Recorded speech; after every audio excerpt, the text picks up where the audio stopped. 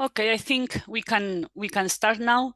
Good afternoon, everyone, and welcome to this CMCC webinar on making top-down emission estimates relevant for national inventory teams with lessons learned from the UK and Switzerland, organized in the context of the EU-funded projects Avengers, iClima, and Paris. I am Carolina Gallo, a researcher on forestry and climate policies at the Impacts on Agriculture, Forests and Ecosystem Services Division of the Euro-Mediterranean Center on Climate Change, the CMCC, and I'll be moderating this session. Today I have with me Marko Scholze, senior lecturer from Lund University and also the Avengers project coordinator. Alistair, who is a scientific manager at the UK Met Office and leads the Greenhouse Gas Inversion Modelling Programme at the Hadley Centre, and Stephan, Henne, senior researcher at the Swiss Federal Laboratories for Materials, Science and Technology that has been working with the Swiss inventory team for more than 10 years.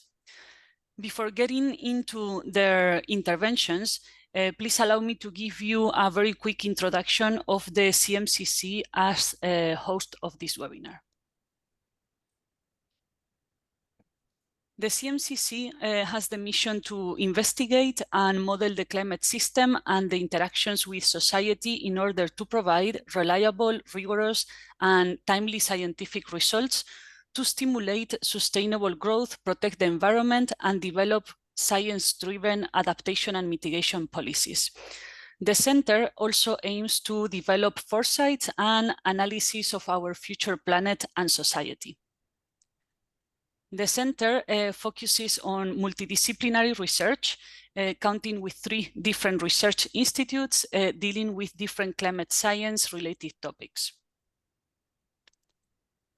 It has 7 different offices around Italy, connecting both public and private entities, and we count as well with different members and institutional partners, mainly Italian universities, but also some other research institutions.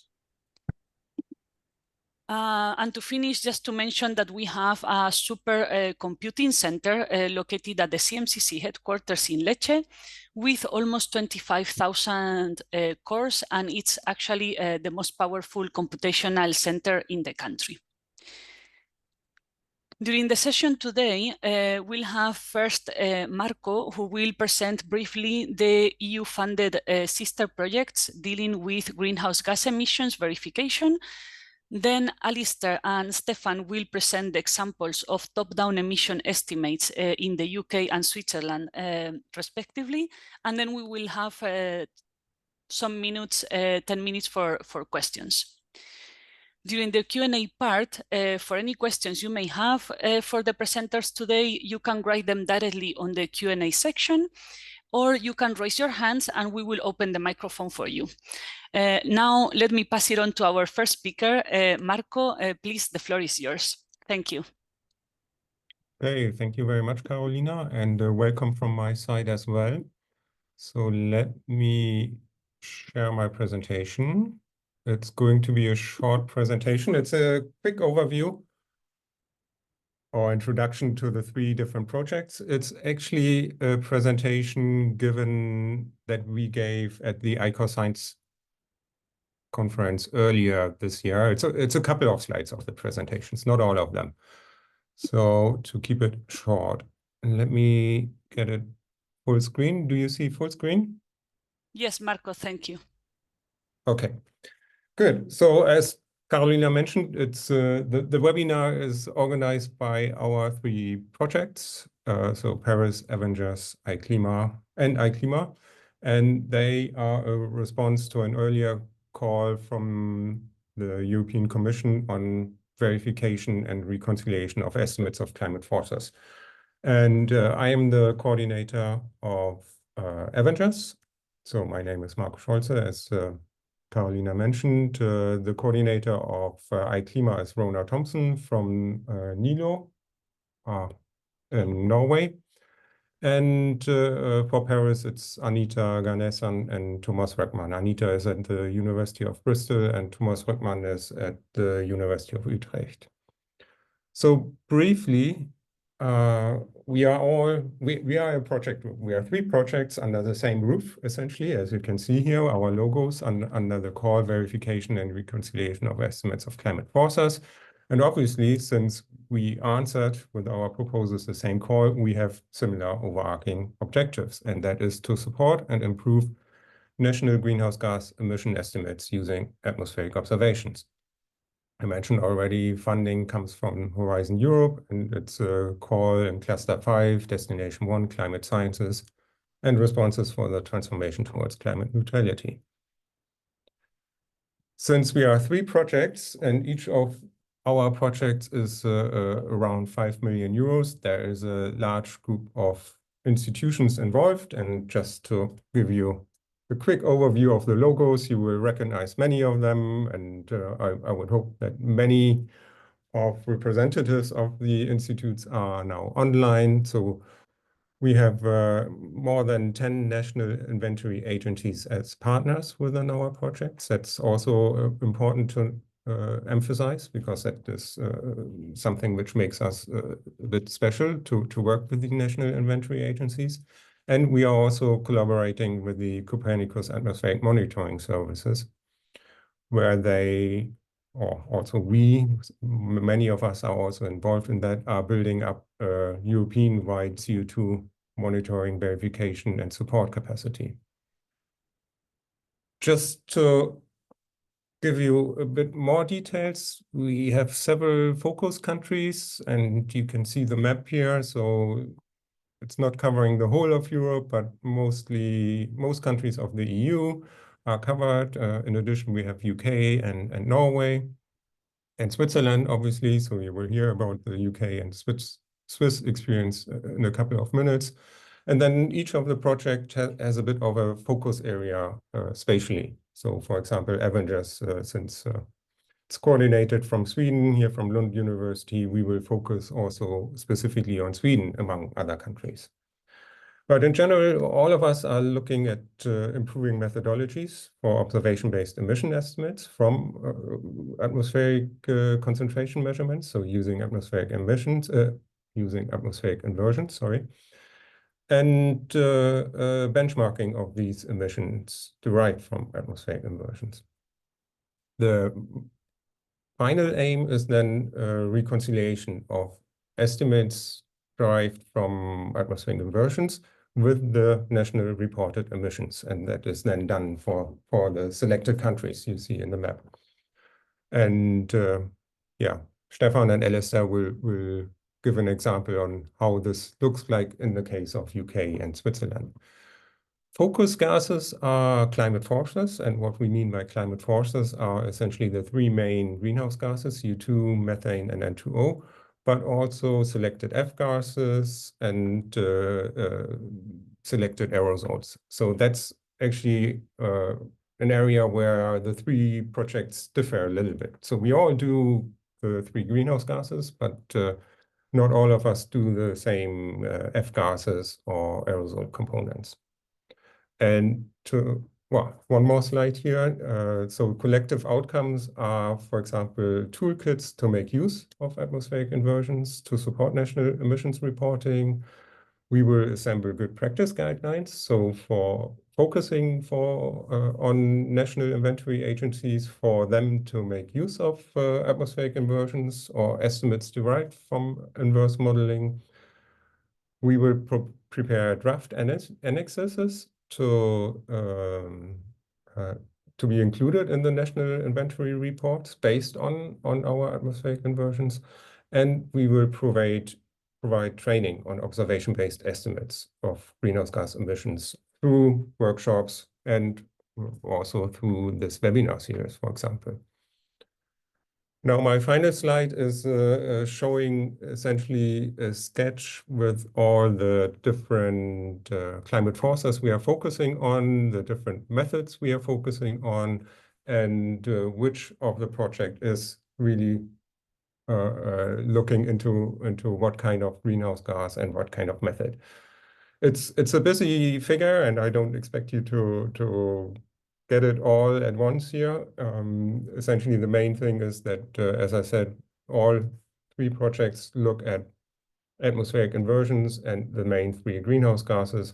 But then if you go into the details, some projects look at F gases, some others more at fossil fuel emissions with different methodologies. And then there are a few differences in the aerosol estimates. And I think I've taken up my 5 minutes, so I will stop here. If you are interested in getting deeper into the differences and the commonalities, I think you can find this presentation online, at least on our Avengers website. It should be online. I don't know if it's also on the other project's website, since it's a common presentation, but there's more information for you to look at. And I will stop here and over to, well, first back to Carolina, I guess, for introducing the first speaker, which is, I don't know, Stephan or Alistair. I don't know the order. Thank you, Marko. I just want to mention that I pasted the link to Avengers project directly on the chat, and we will allow time for questions afterwards. I'm seeing like some hands raised, but we will allow the timing after. So we're going to start first with the lessons learned from UK. So Alistair, please, you can share your screen. Thank you.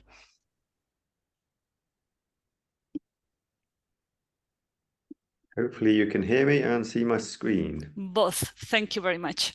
Excellent. Thank you very much. Well, thank you very much for the invitation to talk today. So I'll be talking, as Marko was saying, really, it's this interaction between inventory compilers and atmospheric modelers in terms of converting atmospheric measurements into emission estimates, which we could then compare with what is nationally reported. And it's a conversation in the UK that's been going on for many years. I've been involved in this for more than 20 years now, and it's taken quite a while. It's quite a journey, and hopefully my slides will show you some of the impacts that we may have had, but also the fact there's still more work to be done within the UK. And of course, so I'm part of the Paris consortium, like Stephan, and we're basically trying to create these draft annexes based on our joint experiences to share with other EU countries. So I'll talk just entirely about the UK and my experience within the UK, and then Stephan will talk the same about Switzerland. But again, the commonality of this is that these annexes, or a way to verify emissions from a nationally reported aspect, is the key goal of the 3 projects, really. Okay, so just a bit of background. So we know where we are. So basically, within the UK, there's a government department that basically funds the creation of the UK National Greenhouse Gas Inventory. And they basically fund a company called Ricardo, who has repeatedly run this business over many years to actually bring together the greenhouse gas emission specialists from different source sectors, so from the agricultural side, industry and waste, etc., both in-house experts within Ricardo, but also external organizations and consultants. So they bring together a large package of people, and then that allows them to create these national inventory reports, what are called NIR. They're going to change to NIDs, and this common reporting format of documents. So this is a formal reporting process that all countries go through as part of their submissions to the United Nations Framework Convention on Climate Change, the UNFCCC. And what I've just described, that sort of formal bringing together those specialists, coming up with emission estimates, is often referred to as bottom-up reporting, and I'll use that phrase here. So at the same time, though, the UK government, the same department, also funds, and has done for many years, a contract to try and verify these nationally reported emissions through the use of atmospheric observations, and that's where I come in. So the University of Bristol and the UK Met Office have delivered this contract over many years, and the use of atmospheric observations is often referred to as top-down or inverse modelling. So that's sort of background in the UK, and it's been very stable like this for at least 20 years, which is part of the strength, I think, of the system. So some of the obstacles that we encounter when you go and try and interact a top-down person and a bottom-up person, that common language is interesting because the bottom-up person will approach a problem by looking at what are the emission factors and activity data associated with a particular process. So in this example here, just simple, what are the emissions from cows? You need to know what the emission is per cow. That's your emission factor. You need to know how many cows there are. That's your activity data. Multiply them together and you get your total emissions from cows. You can break cows down into many subsectors of dairy cows and beef cows, etc. So the whole idea of the inventory is building up these whole databases of information about emission factors and activities, different activities, and then they aggregate them all together to come up with a national total. And so they're interested, obviously, in emission factor activity data. They're also interested in, the emissions from manufacture, the emissions from in use, and the end of life of a product when it gets recycled or destroyed.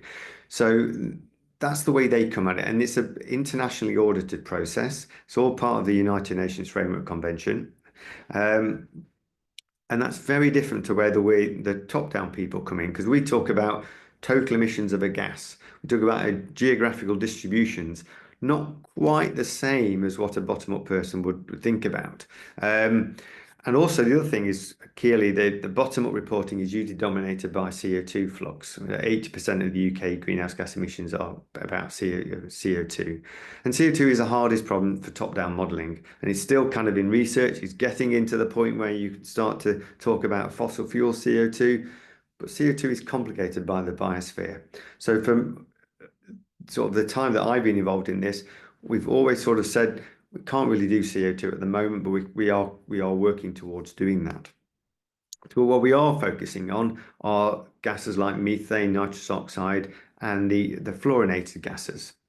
And the idea really that we've been going is how do you convey information to a bottom-up compiler, actionable information, something that they can really take with them and actually then enable them to change something within their inventory. And basically finding a path to this understanding is quite challenging and requires work, and as I've found, quite a lot of time. So just to give you a very brief understanding of what inverse modeling is, just for anyone who's not so familiar with that process, you get three main components in the inversion system. You've got the atmospheric transport model, you've got atmospheric observations on a network of measurement stations, and I've shown the UK network here. They're all measured on tall towers, but apart from the one on the west coast of Ireland.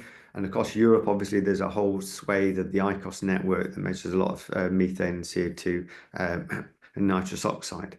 So you've got observations, you've got a transport model. You also can give it prior knowledge. So it gives it basically what do you think the emissions potentially are within a country or a region, and you use this and you try and improve on that prior knowledge. Everything has to come with an uncertainty. So each of the three components is an assigned uncertainty. And that is actually one of the big challenges of inverse modeling, is to actually assign uncertainties correctly to each of the different components. You put that all into an inverse modeling system. So I use INTEM, which is a Bayesian inversion system. And the outcome of that is a distribution of emissions, both on spatial and timescales, and they all come with an estimated uncertainty. And these are the sorts of results that I would then present to the inventory compilers. So the process is a very annual process. So when you talk about an inventory person, they will basically have a very strong annual cycle that they have to adhere to for their formal reporting of their inventories. So we'll start on the left-hand side. So what happened in autumn, around this time actually, each year I would prepare new emission estimates for the UK using my system INTEM, the top-down estimates. And at the same time, the inventory compilers have been working hard at updating their numbers for the next year. So at the moment, they're updating their numbers that will be basically publicly available next April in 2025, and their numbers will go up to and include the year 2023. They backdate everything to 1990, so they recalculate all the inventory from 1990 all the way up to 2023, and they'll present that in 2025. So when we've both done our new estimates, then we will then have meetings. We'll have several consultation meetings between both the inventory, the bottom-up compilers, the top-down compilers, and the government, and we will compare the numbers that Intem estimates from the top down with the bottom-up compilers for all years up into 2023. And then what we'll do next is that then through that process of understanding where more work needs to be done, this will be signed off by the government, and then this will be all written up into the National Inventory Report, the NIR. It's changing its name to NID, but it's the same thing, and that will be submitted to the UN every year in around March, and then get published in April. This year has been slightly different, but that's the usual process of it. And then what happens in late spring is that we will have a sort of a wash-up meeting. Where are the big differences between top-down and bottom-up? And that would all improve, will all go towards the UK devising its improvement plan, which it will then try and implement over the next years, and so we're trying to improve the robustness of the UK inventory. So each of these steps can actually help the UK to improve its inventory, and it's an ongoing process. So I'm going to talk about two examples that I've been working on for quite a while, and basically it's how this journey has evolved for two different gases. So the first gas I'll talk about is HFC 134A, which actually is very commonly used. You may have never heard of it, but actually it's used predominantly as the air conditioner fluid in cars, and basically replaced CFCs and HCFCs in earlier aircon systems. So this is very widely used. It's the most widely used HFC within Europe.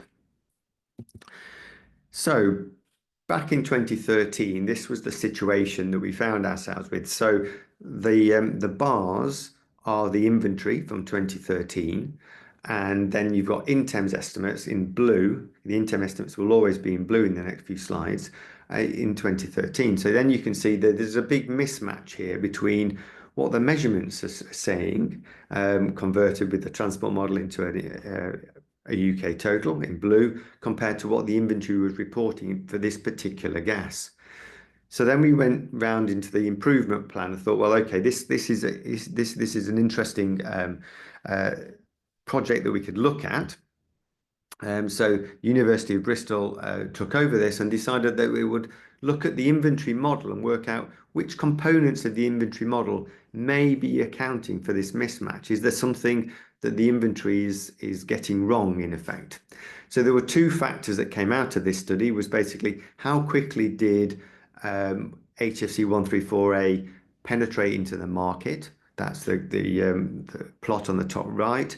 And also, how often do people refill their air conditioning fluid? Is it every year, or is it less than that? And then through this, we could come up with a revised idea of where possibly the model could be refined. The inventory model could be refined.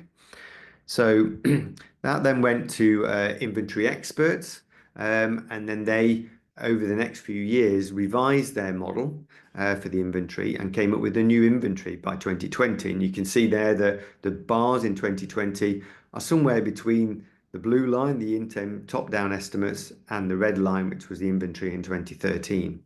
And we'll go on again. So the same process went round again. There was still a mismatch. So the experts went away again and said, okay, what else could possibly be causing this mismatch? And actually, this is the situation that will be presented to the UN this year, whereas you've got the Intem estimates in blue and the inventory that's been reported to the UN in the black bars. And you can see the agreement now is extremely good. But it came from a long journey. It was a 10-year journey from where the red line was to the current black bars. So that's HFC 134A, and just to summarize that plot, you can see here that where the inventory has changed over the years, and you can see there's been different lines as they revised the inventory over different years. And you can see how the intem estimates have also changed over the years, but to a much lesser extent. So they've been fairly consistent across the years, even though I actually spend a lot of time improving and updating what intem does and the science that goes into intem. Ultimately, the answers that I've derived have been very consistent across the time period, whereas the inventory has shown substantial revision. So that was a very positive impact into the inventory within the UK. So the next example is methane, which is obviously a really key gas for all European nations. You know, it's the second most important greenhouse gas in terms of reporting for within the UK. And this is the situation way back when I started in. So this was one of my first submissions where I wrote a chapter for the National Inventory Report for the UK. And we had this plot, which is basically the black bars again was the inventory in 2005, and the intem estimates, large uncertainties. I only had one measurement site on the west coast of Ireland at the time, and the agreement was generally broadly okay, although I didn't get the trend. We go on a few years.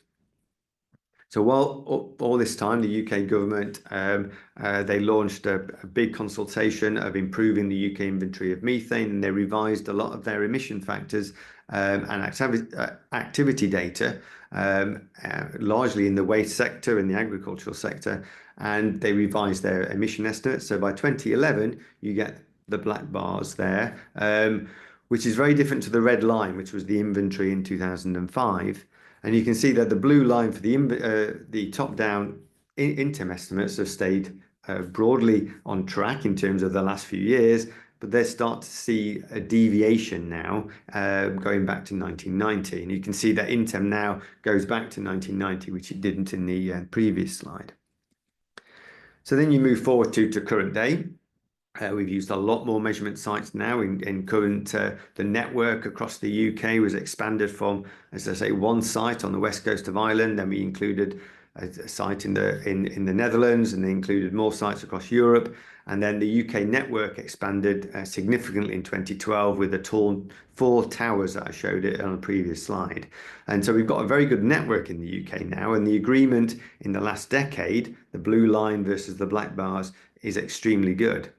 However, but now the mismatch in the 1990s has grown substantially over the years. So the latest reported inventory, being the black bars, is now significantly higher than where the intem estimates are. And also, if you see over the years, that the inventory has substantially been revised upwards in the earlier years. This process, you know, there's been substantial revisions, and I showed 3 examples there, 2005, 2011, and 2024. Whereas on the right-hand side, you can see the intem estimates over all that time period actually have always fallen in the same envelope of emission estimates. So even though things have changed a lot in the model, very substantially since 20 years ago, but the actual estimates that we derive are very much largely aligned. And you can see there that the inventory people are working against in 2 different ways. They're very aware of the results that are coming out from the top-down modelling, but they're also very aware that when they go back out and talk to experts, that they feel that their emissions should be higher in the earlier years, because there's been a lot of capture of methane from landfills, etc., that occurred in the 1990s and that is now used to generate electricity. So they've got to have a reason. An inventory compiler needs to have a very justifiable reason to alter their numbers. And they need evidence in terms of publications, in terms of hard facts, in order for them to basically meet the United Nations Framework Conventions, protocols and processes and international audits that they need to go through in order to change. So just to conclude, basically, one of the key things that's occurred in the UK, we've had very long-term stable funding for the same organisations, Ricardo on the bottom up and UK Met Office and University of Bristol on the top down side. We've been funded over many years, and that's allowed us to build up a very good conversation between the two organisations and the different disciplines that come with those two different processes. So key points. So the emissions derived from INTEM or any top-down model will not replace sector-level inventory reporting. That's the official reporting of the United Nations. That's not going to change anytime soon, and there's no real need to do that. The bottom-up is mandated to do. So every year, every country will do this reporting. Top-down modelling, inverse modelling, is not mandated. And so therefore is used by the UK government and other countries to help inform and improve their bottom-up reporting.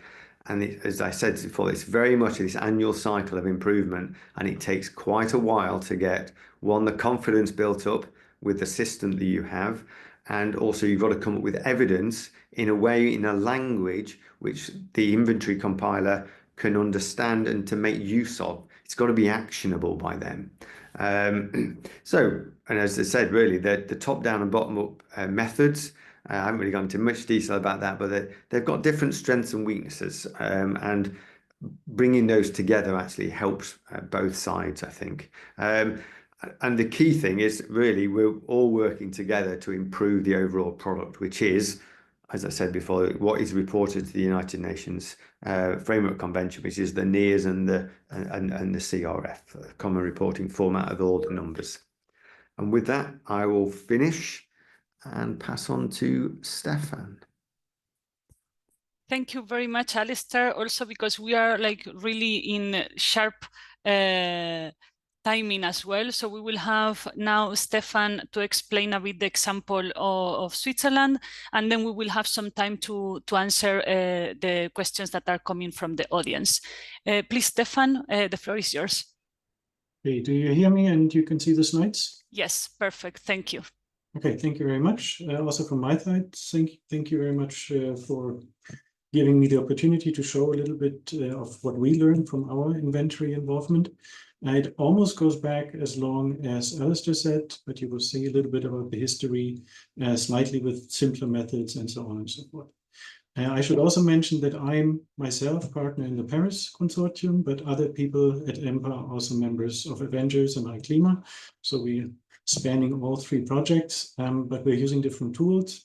The tool I'm using in Paris, however, is the tool that we also use for our national inventory support in Switzerland. So in that sense, it makes most sense that I represent Empa here.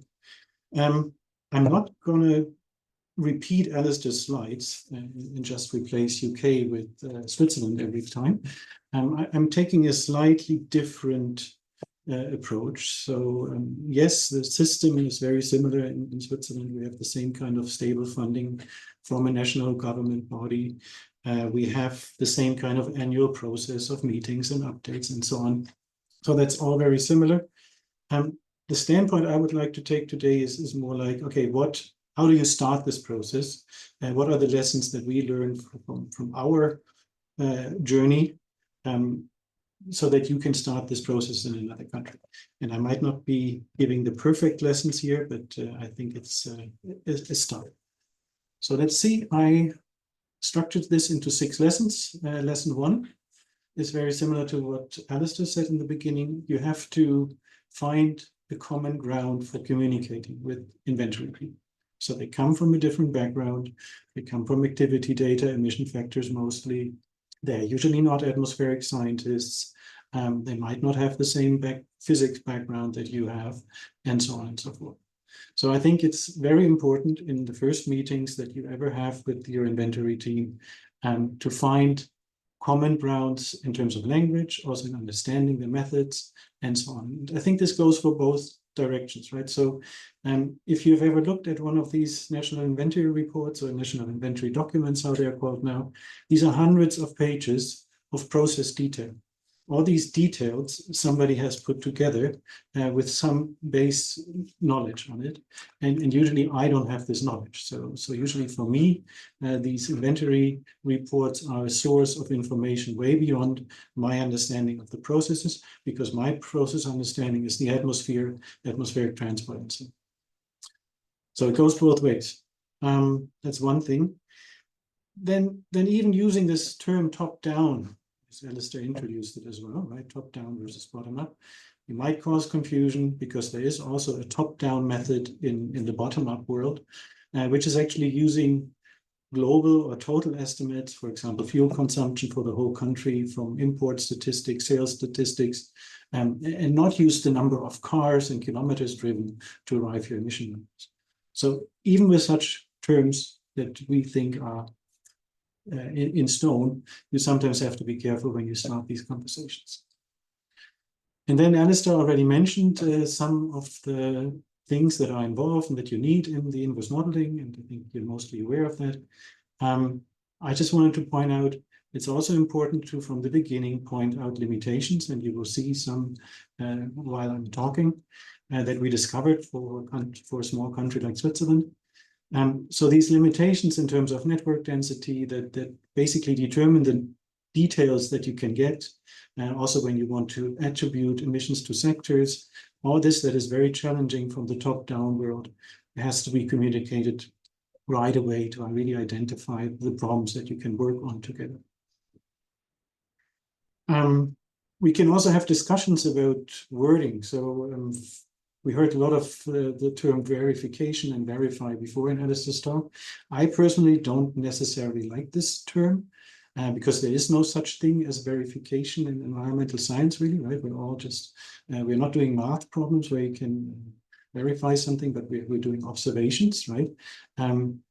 Also, emission factors are based on observations. So observation-based alone, for me, also doesn't really solve the wording. So this is, again, something I think one has to carefully negotiate with the inventory teams so that they don't feel like we are coming from the outside and telling them we are right and you are wrong, right? Which I don't think is always the case. I think the important word here is however, independent, right? It's a completely independent method that we're using. It has nothing to do with measuring emission factors on a cow scale, for example, but it is really an atmospheric scale and therefore has certain benefits. Okay, lesson 1 goes on.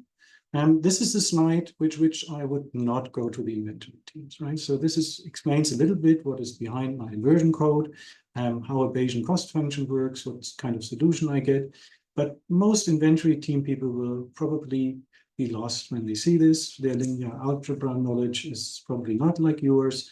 I'm not even saying that mine is great, but they would not understand just the math. And then if you start talking about covariance matrices and how you fill them, it's probably not the right way to start a conversation. So I'd rather do something like this, where I show a nice animation of how we do backward calculations to where we take observations, right?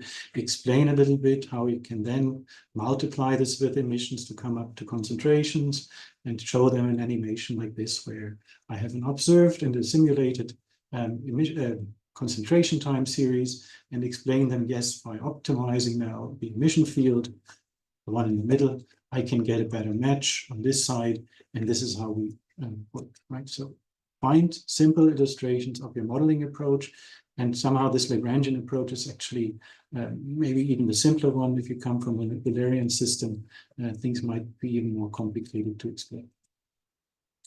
Lesson 2. This has a little bit to do with the history of our project. I think you can see it goes back also for more than 20 years, and it was always driven by mutual interest. And with this idea that we always focus on where are the biggest needs for the inventory team. So it doesn't mean that you have to have a complete observing system for all greenhouse gases, complete inversion tool for all greenhouse gases, but you start where the needs are. And in our case, that was at the beginning of the 2000s, it was really this replacement of the CFCs by HFCs, and the inventory team really not knowing what is going on in Switzerland, in Europe, how fast are these gases being introduced, and so on and so forth. So our start to this inventory involvement was really to start looking and measuring these HFC, CFC concentrations up at our high altitude research site, and then starting with simple methods, as indicated on the next slide, to estimate emissions using really just air mass trajectories and a simple tracer ratio method to assign emissions. And we were then able, for the first time, to submit something to their inventory report in 2012, where we showed that actually we have a fairly good agreement, not like what Alistair showed before. For the UK, we had a fairly good agreement between inventory estimates and what we estimated from the file. Another slide on these requirements or these needs for the inventory team. On the left-hand side, you see the contribution of the different gases to the total emissions in Switzerland. It's a bit old, but hasn't really changed this contribution. So it's mostly driven by CO2, and I think we all know that.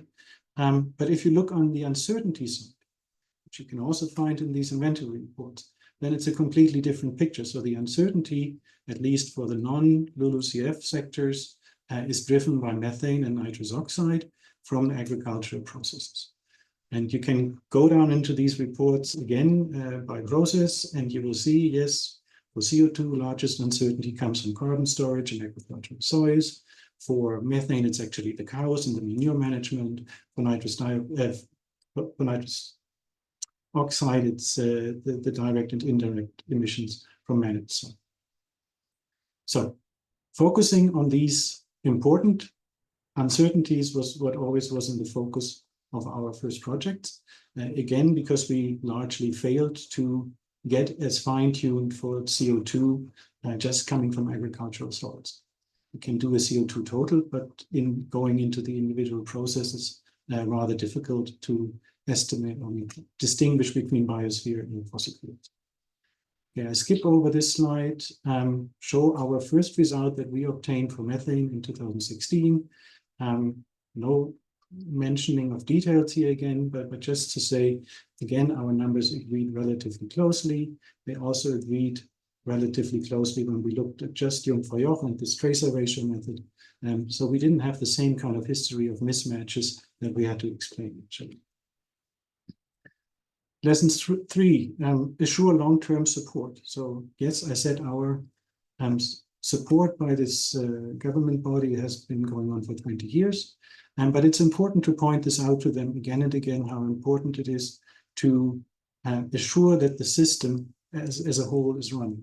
With that, I mostly mean the observations, right? They have to be continuous. You cannot necessarily live with a situation where you only measure these gases every 5 years and do your inversions every 5 years, but it would be really best to do this continuously. And I think this needs to be pointed out because our government body often had this idea, oh yeah, it's fine if you measure every 5 years, that's sufficient for us. But it's actually not, because the uncertainties that underlie our processes are different than theirs, and we might have year-to-year variability that just does not allow us then to derive a trend if we would only have a point every 5 years, like in this case. Also, the crucial role of ICOs should be pointed out to the inventory teams again and again, because they are not necessarily the same government bodies who fund ICOs and this activity. So it's important that they internally also learn about the value of ICOs to the whole process. And then the other point I have here, continuous development, also on the inversion side. Alistair mentioned that already. His system changed over time. My system changed over time. For the longest time, we kept it as stable as possible. But then at some point you require changes. There are more observations coming in, different meteorology that you can use in your transport models, and so on and so on. So there are updates. These updates lead to changes, and these updates need to be documented well. That's the fourth lesson: document results for reproducibility, data provenance, and sharing. So this is something that is well done in the national inventory reports. You can go back every year, as Alistair showed, you have the results. I think it's much less well done in our more research-driven field, where we often have codes that are somehow maintained. There is some code versioning, there is some at least data storage, archiving, and so on, and documentation. But I think we should become more strict with that, and we also have to standardize formats and procedures if we really want to share this in the future with the inventory teams. And I just wanted to show you this example of what we're trying to use now, a workflow manager that allows us to run our system on the one hand, but also something that keeps our data provenance complete. And what I mean with that is shown in this graph. So this graph illustrates basically 1 week of model simulations, just the transport model simulation. And each node is an individual data source that went into one of these calculations. And you arrive at this final product, from which I can then go back and see all the inputs that were ever used for any of the calculations done. Okay, lesson 5, discuss results beyond annual country totals. I think there's a lot of valuable information in our inversion results that are either spatial or temporal information. What you see here is temporal seasonal variation in methane emissions in Switzerland, once again compared to the annual total from the inventory. For the longest time, we had something like this, where we have a slight maximum in January, in the spring. We discussed this with our experts from the inventory team. We came up with a solution why this could be, right? The cows are a little bit more productive. The calving date is often in spring, and so on and so forth. So all was good until I updated my system, and all of a sudden I have actually the maximum or in the fall. So all of this is not significant, but we had to obviously restart our discussions about where do these seasonalities come from, and they help us with the process understanding. Same thing can happen on the spatial scale. So we always see this pattern. You saw it before. These are increments from the prior. So we estimate slightly larger emissions here in northeastern Switzerland, and towards western, we usually estimate lower. Different seasons show different patterns. And yes, again, we had these discussions about are there different farming practices in different areas? Is this a boundary condition problem in the inversion, transport bias? We haven't solved it. It's still there, but it's these kind of discussions that can actually reveal deficits in both systems, the bottom up and the top down. Yeah, another example of that would be nitrous dioxide, laughing gas, again, N2O. Again, we see this very strong seasonal variability and year-to-year variability. We know this is mostly coming from agricultural soils. That's the main source process in Switzerland. While the reporting is just based on the simple emission factor and the amount of fertilizer applied to agriculture. So this is clearly a field where also the inventory people then see they have to improve their methods. And that's something, for example, we're working on in Switzerland itself, but also in the Paris Consortium, use biogeochemical models as a so-called tier 3 approach in the national inventory reporting to replace this very simple emission factor report. And again, we can use the inverse results to compare to such models and see if we can reconcile the differences. Okay, and lesson 6, expect to be surprised. So this is just an anecdote a little bit towards the end of my presentation. So a few years back, these articles came out. Titles are in German, sorry for that. But it's basically talking about a dead body in the Valais region. The Valais is this large valley in the southwestern part of Switzerland. And this Valais region contains one of the larger chemical production plants in Switzerland. So, and it turned out that for years, this company, Lonza, not a secret, has been producing a vitamin here, pharmaceutical industry. And this vitamin production released a lot of N2O to the atmosphere. They did not report this, nobody was aware of it, but in 2020 about, they informed actually the government bodies that these emissions were there, and they were reported. And this was a large fraction of the N2O emissions of Switzerland, 15%, makes up 1% of the annual total of Swiss greenhouse gases of the sun. But we didn't see it. So in our inversions, we did not find any indication of these missing emissions. And obviously, we will ask the question, why do we not see this with our methods? And that's the point where you then again have to explain the limitations of the system. And in this case, it's fairly simple to explain. We have a measurement site that is just 30 kilometers away, right? But it's also 3 kilometers higher than the emissions are. Now, again, this is something you might need to explain to an inventory person who doesn't have atmospheric knowledge. You have to explain, okay, these are kind of two separate air masses, boundary layer, free troposphere. There's some kind of venting of boundary layer air to the free troposphere, but it might not actually reach the site in any decent concentration. And that's also what we then simulated. Time series with or without this source, you basically see no difference at Jungfrau. And you can again show them a bit more with footprints and emission inventory times footprint, that Jungfrau is not too much influenced by this single point, but much more influenced by the agricultural emissions in the plant. Okay, that's my lessons learned. I won't repeat them, I think. You can ask questions now in the sake of time. Thank you for your attention. Thank you very much, Stephan. I am really curious. I really liked both your presentations, especially how we can actually see the better agreement with the inventories after all your work. We have some questions from the audience that I can read out loud for you, because I obviously guess you're not checking the chat. The first one would be for Alistair. It would be if you could please explain a bit more in detail the methodology bottom-up approach that you mentioned.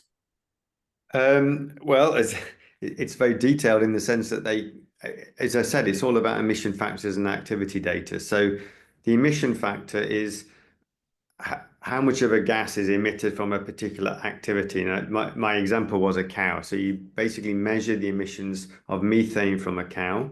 And then you need to scale that up across your country, and you do that by counting the number of cows. And it's just that simple multiplication of emission factor and activity data.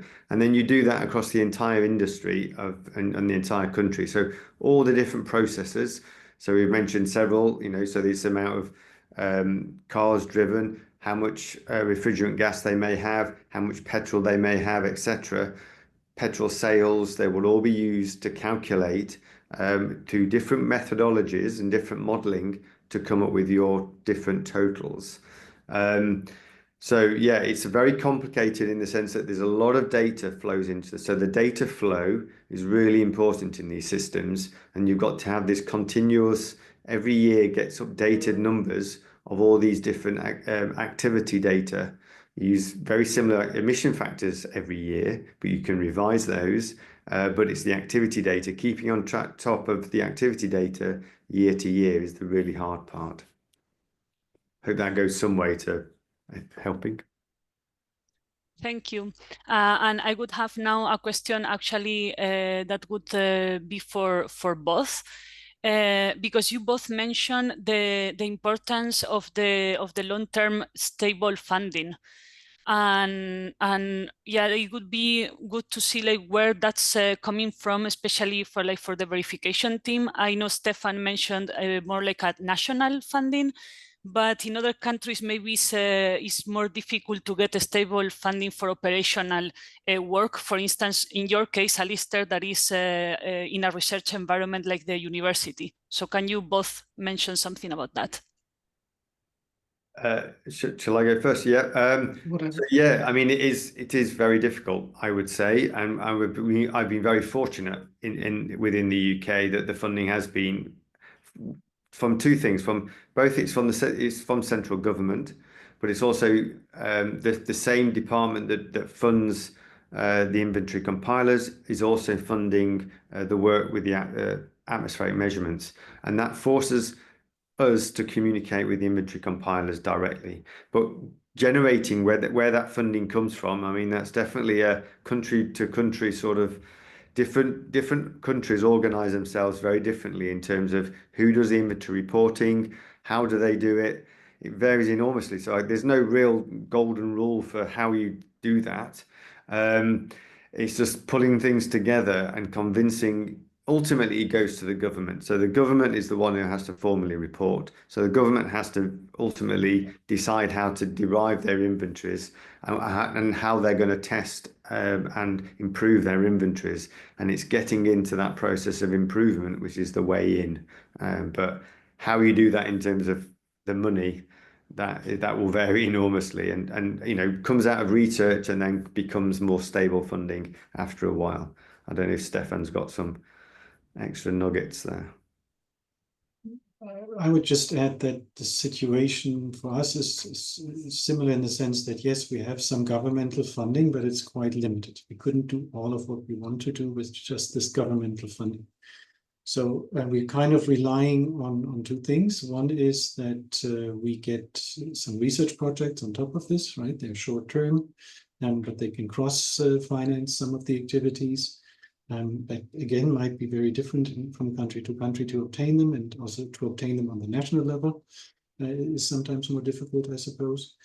And the second is that we benefit from our national air quality network, which is run by the same group. So at least on the observational side, we can often kind of cross-fund also instrumentation, use the same facilities and so on. So that might again not work for all countries, right? Air quality is not greenhouse gases, require other observational sites and so on, but there are some synergies that you can use in such a field.